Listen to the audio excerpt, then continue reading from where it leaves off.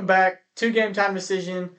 Packed week this week because at the end of this week we have one of my cohorts here favorite time of the year with the NFL draft. Yes, So we'll finally. have a little bit of that MLB, NASCAR, and F1.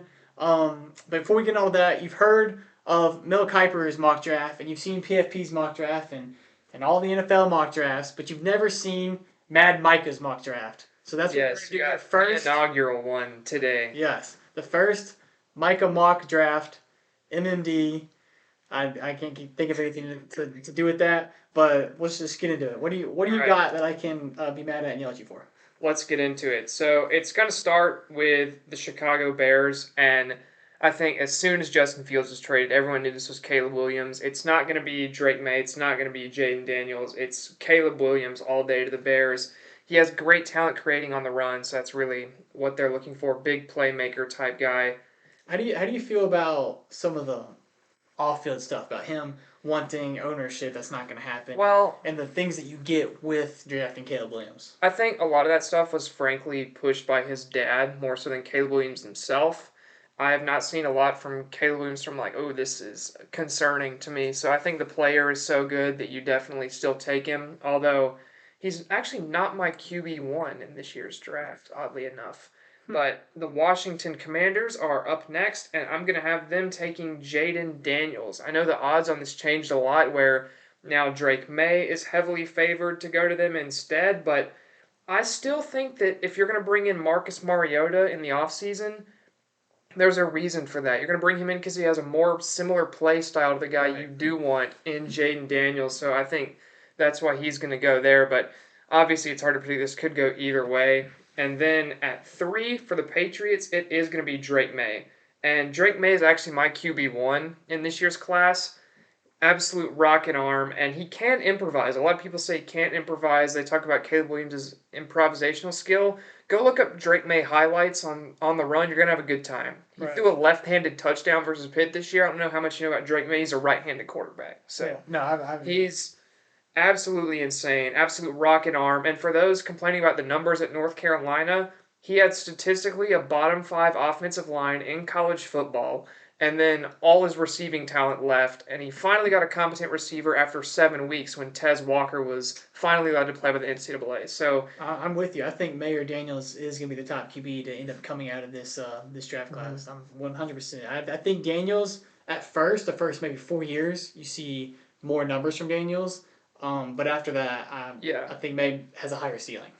yeah, I definitely think that any three of these quarterbacks have a good chance to be really good. Although, one thing I do want to say right quick, people whose hot take is that such and such quarterback will be a bust, with any quarterback ever, I don't care what prospect it is, saying they're a bust is not a hot take. The hit rate on QB prospects is so incredibly low that you never know how these guys are going to do. All three of these guys could be terrible, and I wouldn't be overly surprised because that's just how it is with quarterbacks in the NFL. But And I feel like we're seeing more and more of that today. yeah. Then moving on to the Cardinals at number 4, it's going to be Marvin Harrison Jr. He just is the best receiver in this class. Some of the best body control I've ever seen from a receiver. Kind of reminds you of AJ Green, where he's not necessarily going to blow you away with the pure athleticism. Don't get me wrong, he's still a very good athlete, but it's just his technique as a receiver. He's so fluid and is elite at tracking the ball in the air, going up, making the catch. Then at number 5, we're actually going to have a trade. I have the Los Angeles Chargers trading out with the Minnesota Vikings. And I think the Vikings got this 23rd overall pick from Cleveland to use it to move up in the draft. And I think they're doing so for a quarterback. This is a pick that I don't think a lot of people are going to like. I know I know what you're gonna say. We're going J.J. McCarthy at No, 5. no, And no shot. I know you say no shot, but NFL teams draft on traits. The Vikings are desperate for a quarterback. Their current starter is Sam Darnold. J.J. McCarthy's only 21 years old. He has a huge arm. His downfield accuracy is a concern, but in big spots at Michigan, when he actually was asked to throw on third down, in the middle of the field, he was consistently able to make those throws. So the sample size is really small. That is I I don't think it's his fault. Michigan's offense is just so run oriented that you're not going to ask McCarthy to throw the ball a ton.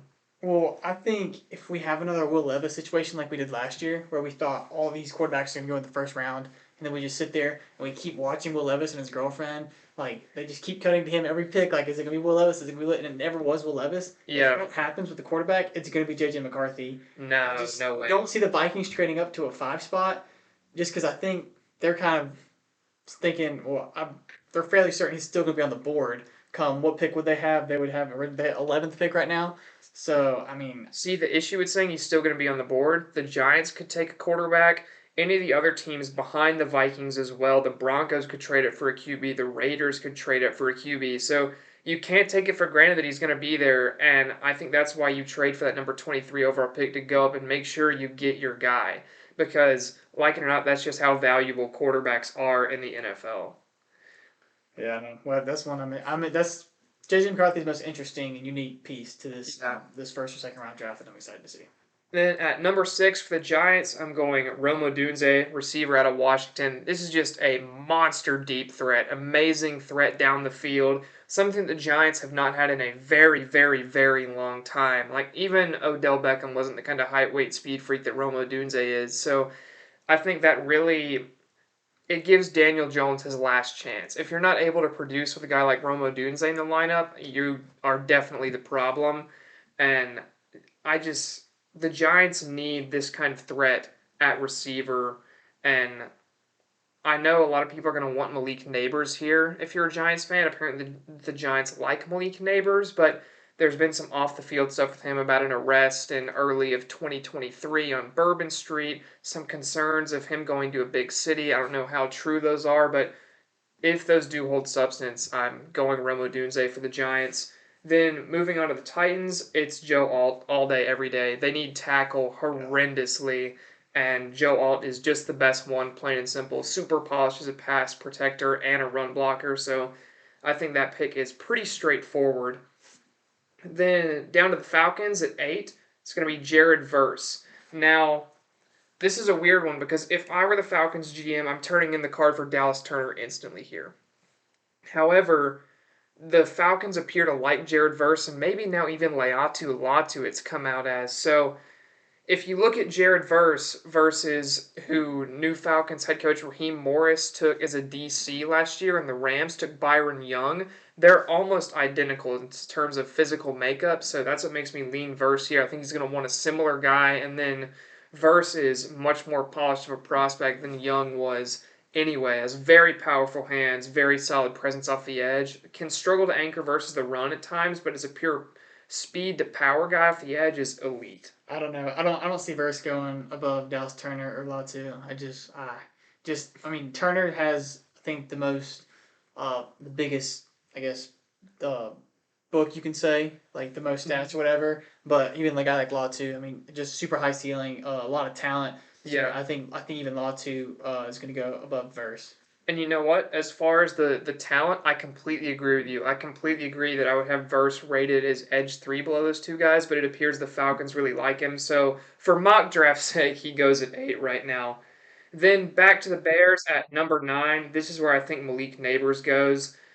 I know a lot of people are going to say, are Bears really still going to take a receiver? You trade for Keenan Allen. You have DJ Moore. But the thing is, Keenan Allen, even though he's still great, he's older at this point. And then Malik Neighbors just gives you such a great after the catch threat that I really don't think either DJ Moore or Keenan Allen are at this point. So I still think Neighbors would be a great pick here. And then if you take Caleb Williams at 1, look at that receiving core you have set up for him. And then Cole Kmet at tight end. So I think that definitely makes sense to do if you're Chicago.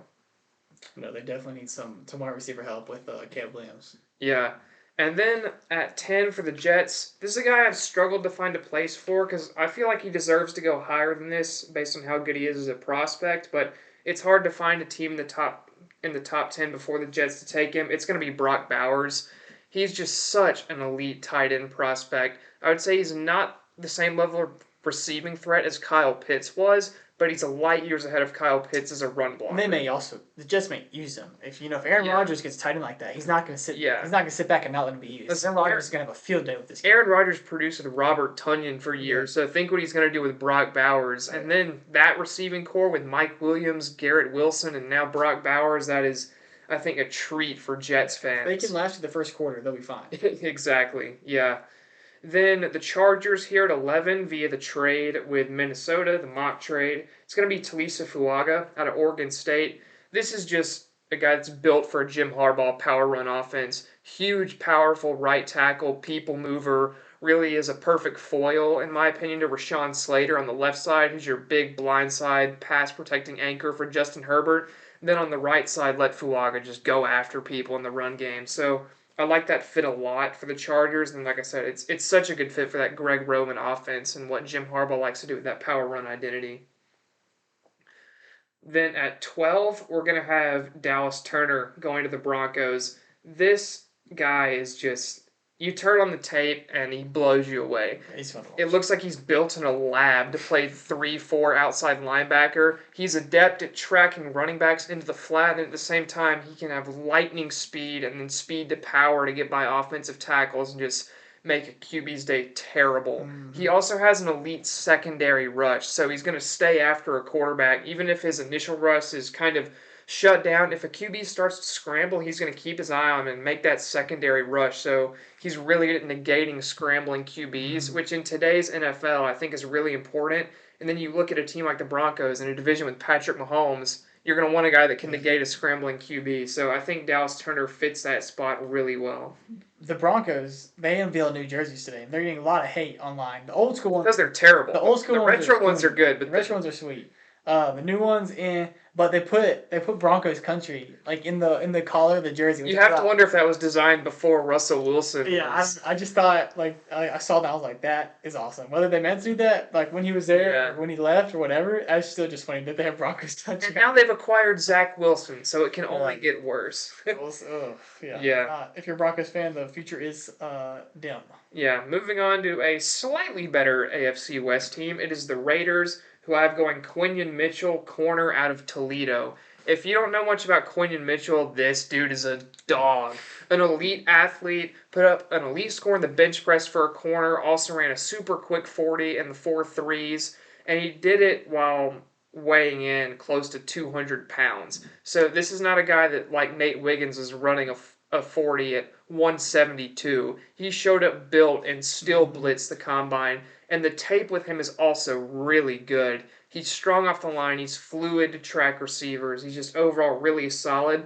Don't let Toledo scare you. The skills track over every level. Yeah, I'd heard a little bit about him just because his numbers were so great last year in college, but it wasn't really to the combine where people started like going, this kid, like we've talked about him, but he's legit. Like we need to dive deeper into this kid because he's gonna be a star, and I'm really hoping the best for him because his stuff is just incredible. Yeah, you would just hate to see him get relegated to Vegas though, but that secondary needs help badly. Yeah.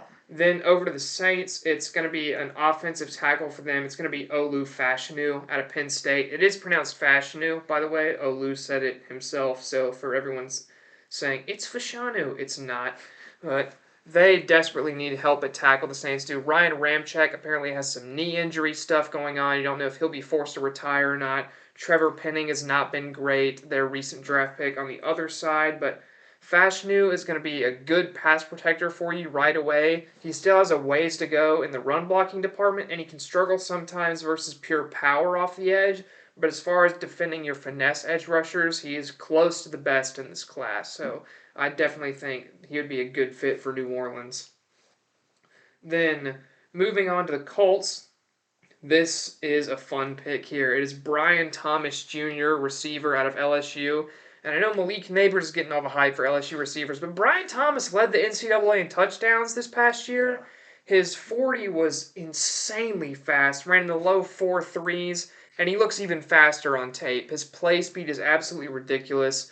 This is another just burn you down the field deep threat, and he's such a good foil for this Colts receiving core. You have Michael Pittman, your typical X receiver, going to be able to go up and get it. Josh Downs is your slot, and now you add Brian Thomas Jr. as your Z, your deep threat. Yeah, if this happens, it's such a good fit. That's an explosively fast offense, even with Richardson throwing the ball. Yeah. Because he can just take off whenever he wants to. That's just going to be a fun honestly a really fun offense to watch if they get another super speedy wide receiver. Yeah.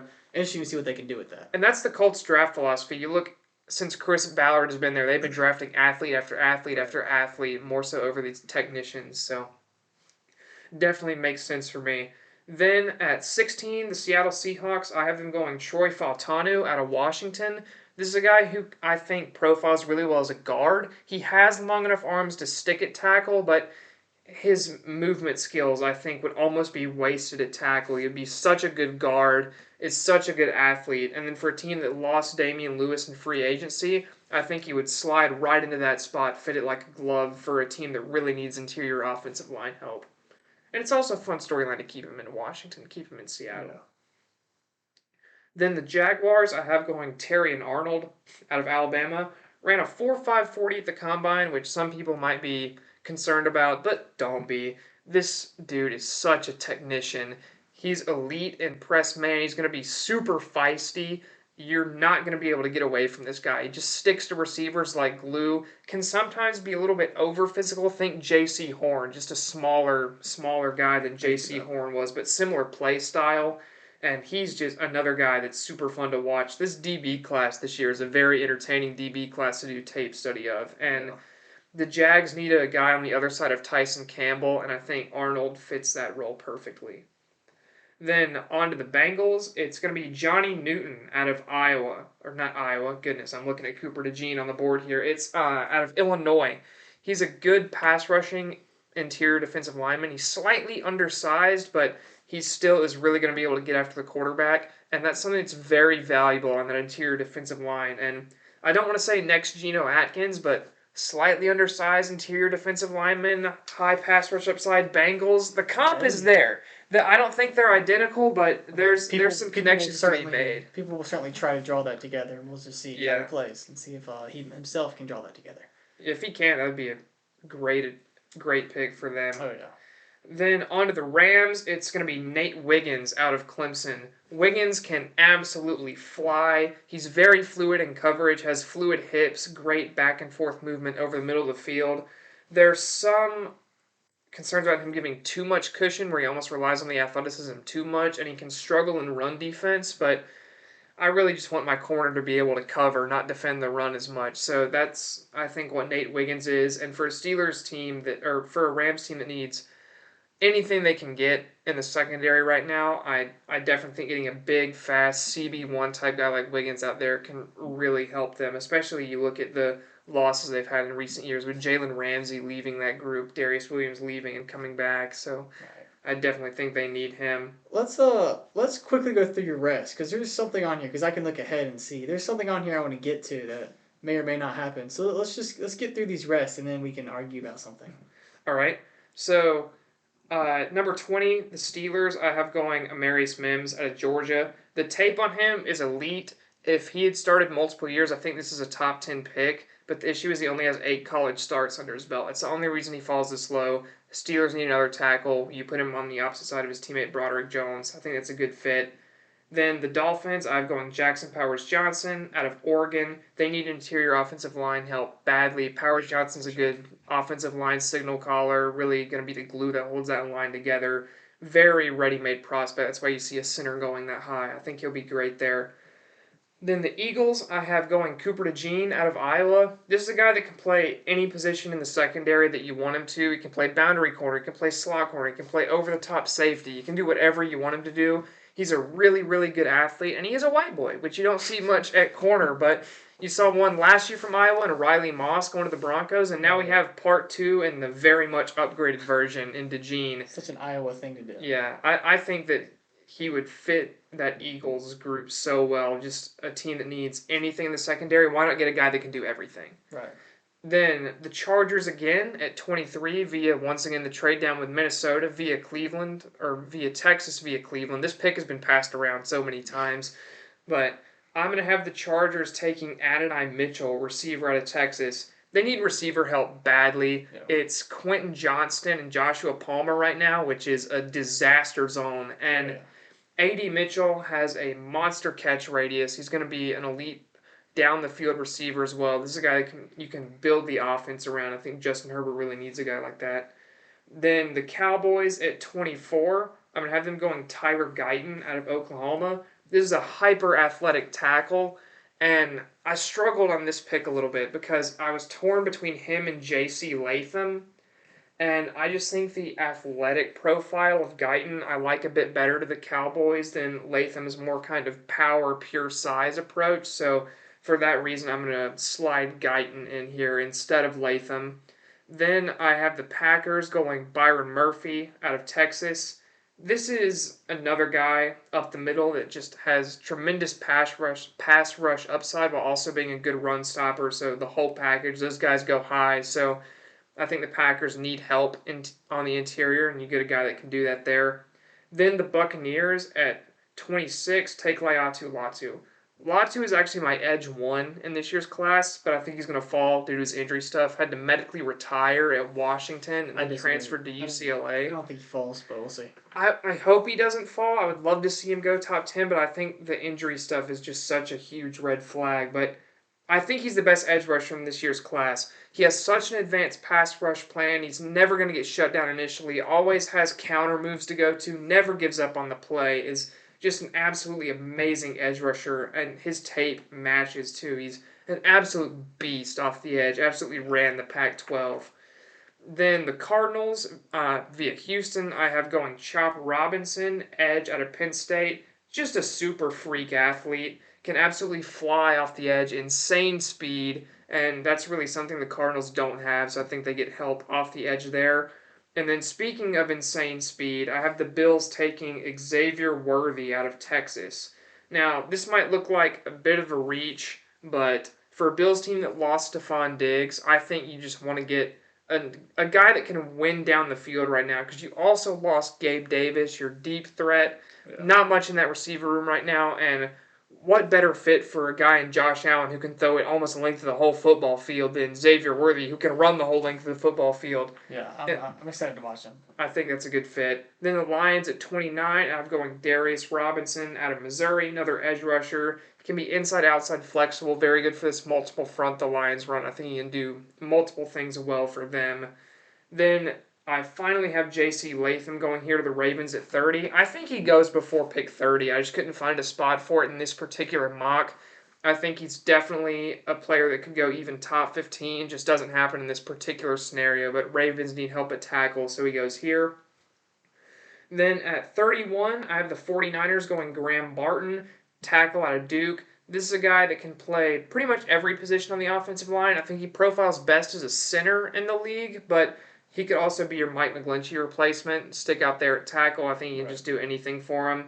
Then finally, the Chiefs, they need a receiver. We all know that. The issues with Rashee Rice, and then the rest of the receiver room is just bad.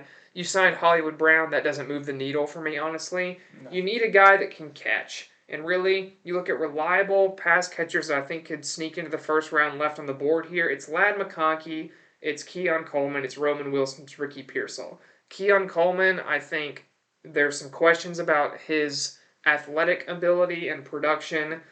I don't think the Chiefs would take a guy of Ladd McConkey's stature. I think he's a bit shorter than what they'd be looking for. So then it's Roman Wilson, Ricky Pearsall, and the tape on Pearsall is just better, in my opinion. So I don't think the height stops the Chiefs at all. I mean, the guy Tyreek Hill, he's not tall at all. Ladd McConkey's not Tyreek Hill fast, though. Right, but if you look at the rest of that receiving core, though, the rest of the receiving core is tiny. They're pretty. Hollywood Brown's a tiny guy. If Rashee Rice is even allowed to play, he's a tiny guy. Well, that's what I'm saying. That's why Moore's a tiny guy. You're not going to keep drafting these tiny guys if none of them pan out. Yeah, they might. They keep winning Super Bowls. They can do whatever they want. That's true. Patrick Mahomes can do whatever he wants.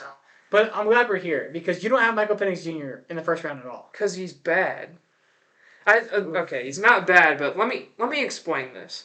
He's 24 years old. He's had multiple season-ending injuries. If you actually watch the tape, not the highlights, the tape, he is not accurate on touch throws. His deep ball percentage accuracy is not actually that high.